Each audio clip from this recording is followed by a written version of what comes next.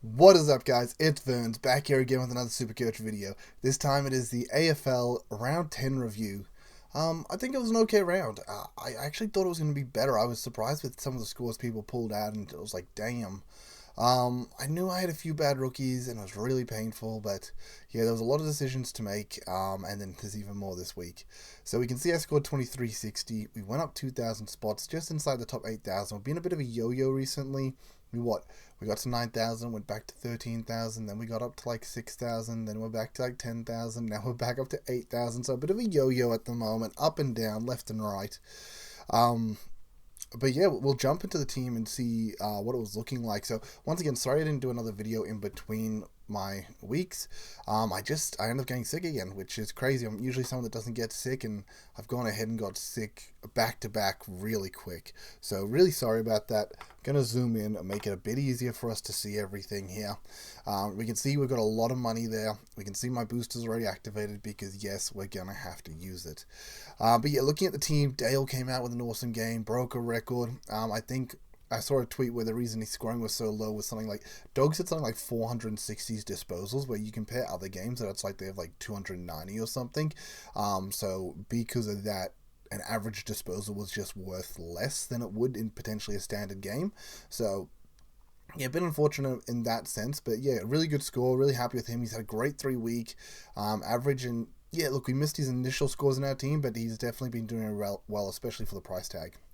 Um, yeah, we'll just go quickly over these. Look, Sheasel, disappointing. The rest of the back line's fine. Clark's kind of disappointing in the sense that he was 70 at halftime, like finished on a 109. Like he was really in a position where he could have gone another 120, which would have been awesome. And we brought in, yeah, Saad Al Houli, who got subbed. I'm sure we heard enough of it already. Got subbed at halftime, had a lot of scaling his way. Yeah, there was a weird sub, and there was also times when it's just like Essen was just doing dumb stuff. Like they had Saad one out, like on the fat side of the wing, and they just needed to get the ball over to him, and he basically runs into a free goal. Just give him a good kick, give him a lead, give him something, and they launched it sky high, made him sit under it, and then not only did his defender get to him, if you put that in front of him, his defender, the 2 meter gap he has in his defender, he can't catch him. But you've put it in his head, you let his defender come over to him, and then on top of it, you've sat it on his head and put it in the air, floated so long over that Rory Lobb then comes over to help contest. And how is Al Houli meant to do anything there?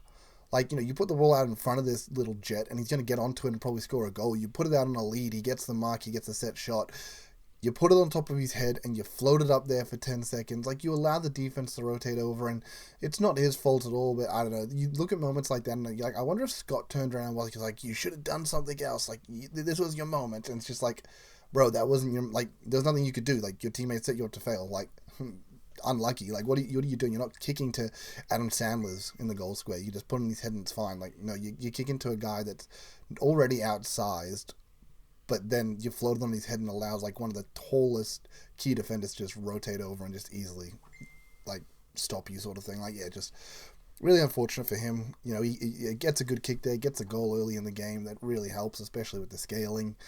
Maybe he's looking closer towards the 65, 60 mark, and we're really happy with it. But yeah, he was the play that I made just because I didn't like the other rookie options, and I felt like, yeah, if he was named, there was good potential for like what we've seen. Like, he has a good role, he's good with the ball, he kicks a lot. If he's just not named as a sub, felt like he could get in a bit of a role there. But yeah, just a bit unfortunate there. Jumping down in the midfield, and this is why I thought I was going to have a really good week. Yeah, it sucked that Dacos was down, Rosie was down, but Smith was up, but everyone owns him. The big difference for me was I had Callahan going 110, awesome. I had Sligo going 114, awesome. I had Chera going 142, insane. Like, my pod picks in the middle, they did well. So I really thought it was going to help, but yeah, it didn't quite. I think what it did is it stemmed the bleeding, because there was a lot of bad scores on my team, and having these guys perform overs actually helped me from going backwards in the rank. Held Daniel, held Oliver over these situations where people were trading.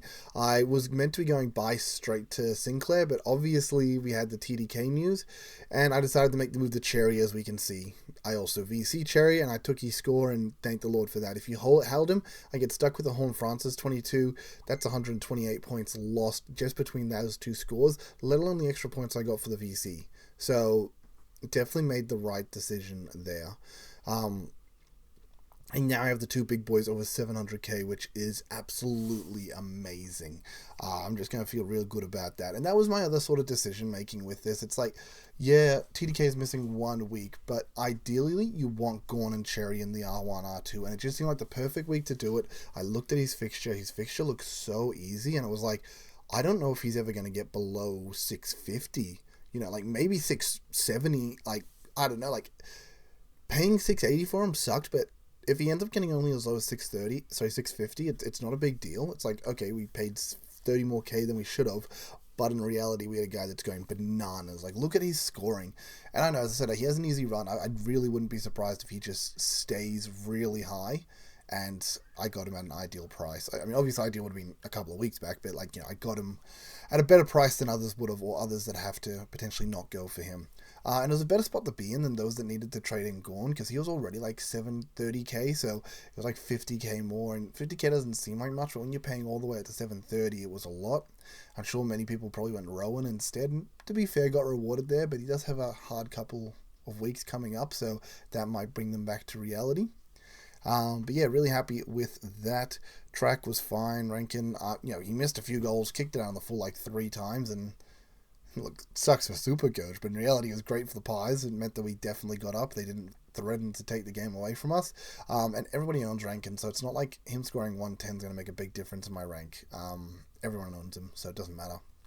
Yeah, and then we hit some danger here. Obviously, we can see the McRae, we can see the Horne-Francis, we can see the Callahan. They're all injured, and it's painful. We can also see this is where my week suffered. Yes, Horne-Francis scored, dropped out, but that means I had to take Kako's 32. I had to take Al Hooley's 45. I had to take Cleary's 58.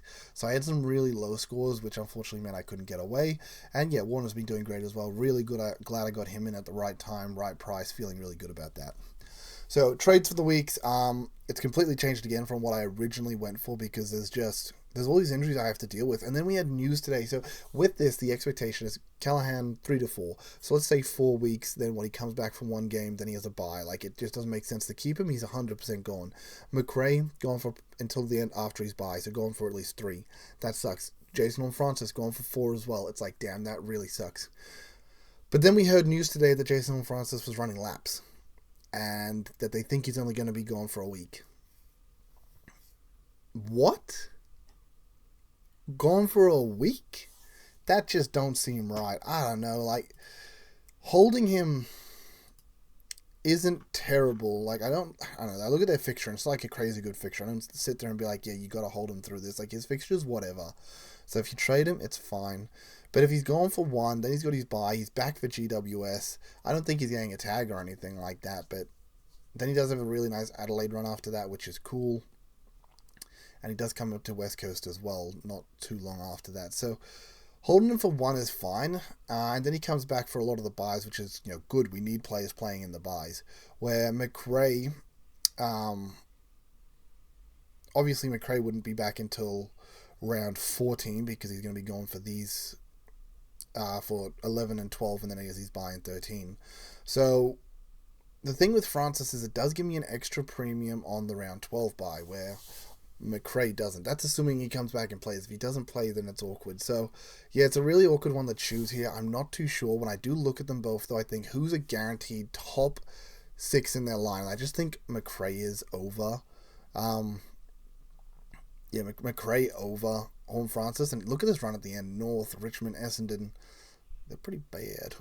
So like, I do like his run at the end of the season too, which is nice, and a lot of Marvel games too, which is also nice.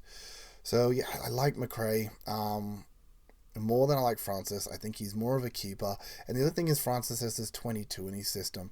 McRae has his 70s. If he goes ahead and pops like a 140, he's probably fine. Like this 70 the following week. Sorry, this break even the following week with a 70, because he's on like a 160, 56, I think, break even. Puts out a 140. It's not going to tell me down here. He gets a 109. His break even drops to 110. He puts out a 140. It drops lower, sort of thing. So he's not going to lose as much cash. Like, he's not going to lose much at all. So is there even a point in trading him when he's not going to lose cash? With Horn Francis, with this 22 in his cycle, I think Scobes worked it out. If he goes 85 and 95, which he could definitely do, he's going to lose 60k. And then you can always bounce him back into your team for this 440 price tag. Should be a pretty easy upgrade. So that feels a lot better than having to force McRae back in at 500k, which, yeah, isn't that much more, but I think it's just better. So, I don't know. I think I'll just go Horn Francis out. I also have, everyone has PTSD of last year when they did this with Rosie. He said he did something. They brought him back after a week. I'm pretty sure it was a hammy as well. And then he did it for he was going for 3 to 4 after that, because he redid it. And it was way worse. So, I don't know. Horn Francis, I'm wary of. Worst case scenario, because of his really poor score, you have the one miss, the bye, and then you have 2 poor scores before you worry about him. So 4 weeks before you can target him back in, sort of thing, which is fine. So yeah, I think that's where I'll go. Callahan, as I said, just is a no-brainer, has to be traded, so we will go there. I will go for Horn Francis, and yeah, I just don't think I can side with all of them, unfortunately, especially if I have intentions that I'm going to have to bring Horn Francis and McRae back in. Horn Francis is the one I'm more happy to let go. If he's gone for my team for the rest of the season, I'm going to feel better than that than I am McRae, who is someone that can churn out a 160 and be incredible. So that's what I'm thinking there.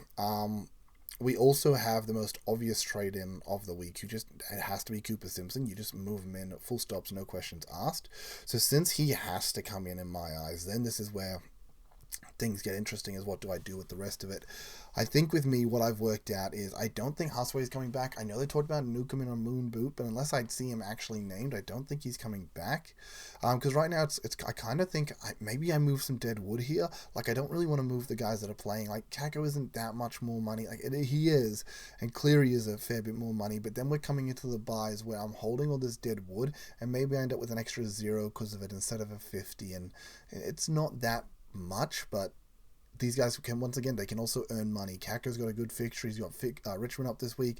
Maybe he can finally hit the spike score. So I think if I aim more for the dead wood in the side of Stone or Huswaite, that's better. Now, if I do happen to go for a Stone, it's a little bit awkward because then Al Hooley ends up on the bench, and I think he's actually the best rookie scoring-wise I have behind maybe Cleary. Him and Cleary, and obviously Cooper Simpson we're bringing in, they're at least the 3 guys I want to be running on field. They're the ones I feel more comfortable with. So allocating him to a bench spot where I'm not going to run him doesn't feel as good. So if I do go Huswaite, it feels better because I can actually move Al Hooley down, and then that opens up for me that I can actually bring in defenders. And we want to bring in Whitfield, who we know is going to be absolute top tier of his line, got a good fixture, and yeah, I feel really happy about that. Then the next guy I need to move in. So I need to move in a premium, and there's a few good ones at this price that I really, really like. We can see Tom Liberatore averaging 118 and at a 564 price tag, and it's not like he's had bad form recently. Hewitt obviously had bad form recently to lose it. He just had a couple of games here or there that stopped him from really allocating in price. Elevating is what I should say. We used to see a lot of these ton games, but a few soft tons stopped him from running away with too much, and then the 70 also kept him back down to earth. So in reality, he's had a really, really good year. I love the look of Libba, but unfortunately he's got the bye the following week, so I don't think I'm going to trade someone in who's going straight for a bye. He can be a target after that, saying that we've also got Butters and Bont, but it's fine because technically once he's had his bye in round 11, then he's on the table, Butters is on the table, Bont's on the table. It doesn't matter which order I get them in. If I need to wait an extra week or 2 for Butters because he's still dropping in price after a Bedford tag, then we can worry about Libba in, rather than bringing these guys at the end of the buys who still need to take their buy. So the other 2 I was looking at that I like a lot is Tom Green. He's got the softest run for inside mids to finish the year. Finn Callahan's obviously been playing a lot of mid time, but he is gone now. So yeah, Tom Green's had quite a high floor, not a high ceiling, but he's just that sort of, as we can see, maybe this 80 to 130 guy. You're always getting between that sort of mark, and it's going to average out to this 110 average, which is good enough, I think, for what we want. And then the other one is Sinclair, who's obviously at a good price. I wanted him last week, and I just couldn't make it happen because of the TDK trade. And I think I'm going to pull the trigger on Sinclair. I think I'm going to go there with this. I like him. I'm not too stacked on that buy. I only have Clark and obviously McRae on that buy. Obviously Cooper Simpson now too. But yeah, that means if I bring in Sinclair, I only have the 3 on that buy, so it's a nice buy fit for me. And I think, yeah, it looks really good. And then I can focus on maybe bringing in Green next round, who has the final buy, which I'm not too stacked for either. I think if I look at the final buy, yeah, I mean, obviously 2 of these guys are rookies, so I only have 3 premiums in that buy too. So if I can bring in Green next week, he has the most time. Obviously, having the last buy of the round, he has the most games before that buy, so he'll cover me throughout the rest of the round. I think, yeah, that's really nice looking there, and then I can focus on Libber and Bont and all that the following weeks after that. So yeah, I think that's feeling really good. I'm really happy with how that is looking. Now I know what you're thinking though. You're probably thinking, Vern, it's how many defenders you got there, Vern? Well, if we count them out, we got 6 in the back line, and then we've got Sinclair in the midfield, so 7. But Rosie's going to get DPP, so we've got 8 defenders. I don't know what you're thinking, Vern. Like, bro, why you got so many defenders? Well, the way I looked at this is originally I was overlooking Sinclair being like, I don't need an extra defender, so I'm just going to ignore him. I'll go for someone else. I'll go for a Green. And then as Scope said to me in our Rage Trade Mondays, he was like, but what does it matter? Like, what does it, at the end of the day, if Sinclair's going to have a higher average, he's also cheaper. It doesn't matter. Like, let's think about it. If you have a defender, there's this defender that you can purchase. Doesn't matter if it's in a midfield slot. And he's the 10th scorer for total points in the game. Like, for total points, like, you take out the couple of rucks we've got, you take out the Bailey Smith in the forward line, things like that. So, on average, he's actually the 6th best mid. So, why would I miss out on that for the 9th best mid? Because, I should get the mid-only guys. No, that's just stupid. Why would I do that? So, yeah, I'm going to bring in Sinclair. It's going to bring a lot of DPP in. If I force on a 24th premium, then awesome. I've got some looping. It does mean that maybe Roberts ends up being a guy that maybe I flip to a Bont or a Butters or something like that, as maybe the lower echelon premium, not at that top tier. And, yeah, maybe I can just flip him. Hopefully you can get some good games, get some good money, and that would be fine. We've also still got the 6 forwards because of Daniel, moving Horn France and Warner. So it does mean we still have 6 forwards. Smith as well there. So 6 forwards, 8 defenders, 2 rucks. That does mean the amount of actual mids I have at the end of the day is just Dacos, Chera, Saligo, and Oliver. It's only 4 mid-onlys, which is pretty crazy. Which means I have a bunch of other slots to cover. Obviously, we mentioned Sinclair's going to be in there, so that's 5. That still means I need 3 mids at this stage. So right now, to finish my team, I need 3 mids. So as much as we're talking about, bringing Bont in, having to maybe upgrade him or, side swap someone to get to him, I actually have the room in my midfield where I could generally just bring in Bont as just a standard player. I don't have to sideways anyone, if I can find the money, of course. Same with Butters. He should be nice and cheap. Should be able to bring him on in. And then Andy Brayshaw is the final one. So they're the 3 that we want to find to fix this team up, to finish it. So 3 more upgrades. With these trades, we got 15 left. Now let's assume it's going to take me 5 trades in total to finish that team. It leads me on 10 trades. 10 trades left. And I've got 22 premiums. 1 up, 1 down, try and get a 23rd. 1 up, 1 down, try and get a 24th. Maybe I have to use an extra trade to get that 23rd and 24th. That still leaves me with 5 trades left. With good 24th cover, which sounds really good. And then if I do want to potentially flip someone as well, as I mentioned, maybe a Roberts gets flipped. Hopefully it's just a straight flip. It's, he's managed to get to 520k. We've got, maybe as I said, Butters at 530k at the time. We just straight flip. There's no 1 up, 1 down there. So hopefully we can get the best team. I think that'll leave me with 4 trades left for the one run home. And I think that's not even unrealistic what I said. I think that's perfectly fine. Worst case scenario, let's say I've burnt an extra trade. 3 trades left on the run home with 24 premiums. That sounds amazing. The only question is money. Like, that sounds all good in hindsight, but where's the cash to do that? Like, how do I make those upgrades?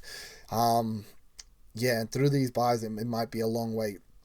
Cleary, Kako, Dudley, they're the most expensive guys on my team now. Hopefully Cooper Simpson will make some cash. Al Hooley will make some cash, and yeah, we'll be able to hopefully figure it out from there.